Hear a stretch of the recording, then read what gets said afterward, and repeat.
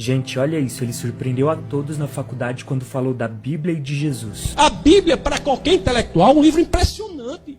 A Bíblia é um livro impressionante. São 66 livros, 39 do Antigo Testamento, 27 do Novo Testamento, escrito por cerca de 40 autores. Você vê livros sobre as mais diversas áreas. Você tem livros de estilos literários totalmente diferentes. Você pega livros históricos. O livro de Atos.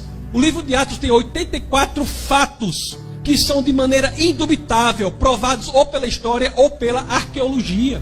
Você reúne esses 66 livros que foram escritos num período de 1.500 anos.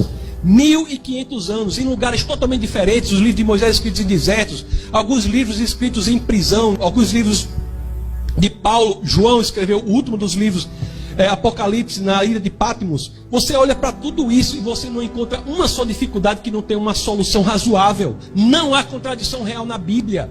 A pessoa vai escrever um livro só. Eu vou escrever um livro mesmo. Eu tenho que revisar 1000 vezes, que eu acho às vezes problema. Eu sozinho pensando dia e noite, a banda fica pensando, ai meu Deus, eu acho contradição. O que eu vou falar de 40 autores escrevendo 66 livros num período de 15 séculos e você analisa, não há uma solução. Você olha para a pessoa de Jesus Cristo. Outra coisa que eu me impressionei sobre o cristianismo. O cristianismo é a única religião do mundo que é investigável. Investigável. O que Paulo diz na 1 Coríntios capítulo 15, verso 14, é uma coisa impressionante. Paulo diz o seguinte: se Cristo não ressuscitou fisicamente, publicamente, isso tudo que a gente está falando aqui é vão. Isso é a frase em qualquer livro religioso mais corajosa que já existe. Porque ele está colocando todo o sistema de cristianismo com base num fato público que pode ser investigado historicamente. Você vai analisar a investigação histórica da ressurreição de Cristo. Eu posso falar aqui de análise textual, posso falar de vários argumentos a favor da ressurreição de Cristo. Inclusive até Gary Habermas, que dedicou a sua vida ao estudo das provas históricas da ressurreição de Cristo. Mas só para falar rapidamente, para terminar, que o rapaz ali fica levantando papel. Mas ainda não chegou não. Ei, segura esse menino aí. Segura esse... Só para falar rapidamente. Só para falar aqui. Não. Segura aí. Não. Mas vamos, segura aí. Isso é rápido. Um minuto.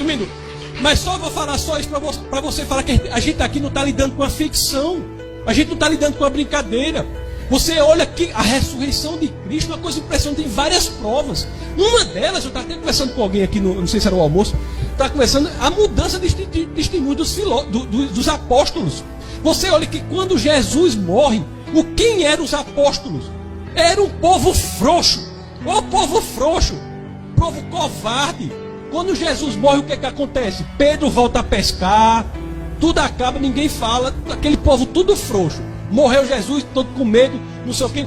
A experiência do Cristo ressuscitado, resurrecto, juntamente com o que acontece em Atos 2, você pega essa experiência, muda radicalmente a vida dessas pessoas. Como é que pessoas tão covardes, tão temerosas, se tornam pessoas tão corajosas, que se deixam torturar, perseguir, torturar e morrer, sem negar o fato histórico da ressurreição de Cristo. Todos os apóstolos de Cristo foram perseguidos, torturados e mortos, à exceção de João, que estava preso na ilha de Patmos, onde inclusive escreveu o Apocalipse. Todos os demais foram perseguidos, torturados e mortos sem negar. Por que teriam feito isso se isso não fosse a verdade? O que foi que ganharam com isso? Cristo é a verdade. Eu estou terminando agora. Cristo é a verdade. Se você analisar, essa é a verdade. Se você analisar as duas palavras que a filosofia grega mais se debruçavam sobre, e a filosofia grega é algo importante, professor, porque qualquer outra filosofia que é feita da filosofia grega até agora não passa de notas de rodapé a filosofia grega. A filosofia grega se tinha duas palavras com as quais eles lidavam e eles pesquisavam. Uma era a verdade, que em grego é aletheia. A outra era o fundamento, a essência, a razão do mundo, que era logos. Você vai para João 14,6, o que é que tem lá? Eu sou o caminho, a verdade e a vida. Ou seja, eu sou o Rhodes, aletheia, a verdade, e a vida zoe. Eu sou a verdade. Ou seja, é a única pessoa que apenas não diz que sabe a verdade, mas diz que é a verdade. E nem os maiores críticos do cristianismo levantam a ideia de que ele era um lunático.